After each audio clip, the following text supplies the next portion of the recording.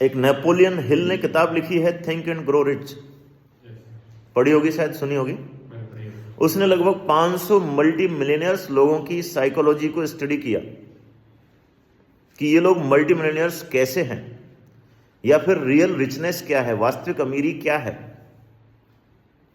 तो उसमें उसने कहा था कि सबसे पहला तो है पॉजिटिव मेंटल एटीट्यूड, सेकंड है साउंड फिजिकल हेल्थ, थर्ड है हार्मोनी इन ह्यूमन रिलेशनशिप। आपके पैसे से भी ज्यादा इंपॉर्टेंट है आपके लोगों के साथ हार्मोनियस रिलेशनशिप। अभी एक बहुत बड़ी बीमारी जो लोनलीनेस की आ रही है, अभी डिस्कशन चल रहा है कि अकेलेपन को भी एक बीमारी की संज्ञा दी जानी चाहिए। हमारे देश के अब युवा हों चाहे बुजुर्ग हों, अकेले होते जा रहे हैं। लोग किसी पर ट्रस्ट नहीं कर रहे हैं, लोग शादी करना भी अवॉइड करने लगे हैं। मेरे को तो यहां तक लगता है कि अगले 30 साल के अंदर कम से कम 30% लोग शादी करना पसंद नहीं करेंगे। हो सकता है ज्यादा भी हो, आज भी कम से कम 4-5% लोग ऐसे हैं जो शादी करना पसंद नहीं कर रहे। तो हमारे समाज के लिए बहुत घातक सिचुएशन ये पैदा होती जा रही है।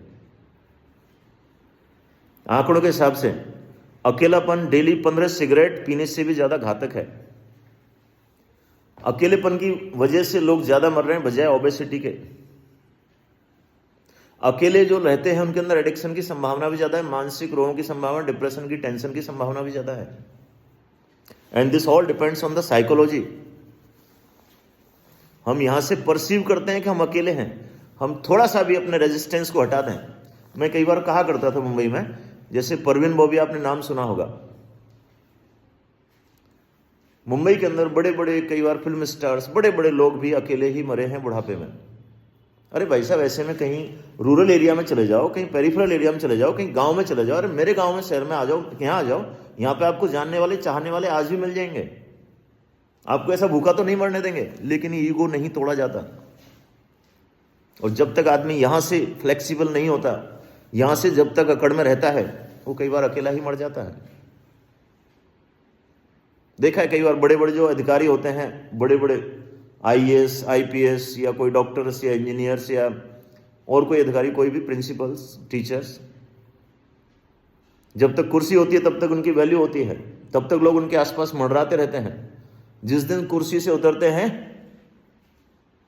लोग उन तक झांकते भी नहीं है, तब जाके वो डिप्रेशन में और अकेलेपन में ग्रस्त उसके अवसाद में जाते हैं। अकेलेपन की वजह से डिमेंशिया यानी याददाश्त की कमी की बीमारी है, वो भी 64% तक बढ़ जाती है। मैं भी स्टडी कर रहा हूं आजकल डिमेंशिया पे, ओल्ड एज पे। So break your ego and enjoy the real richness of life.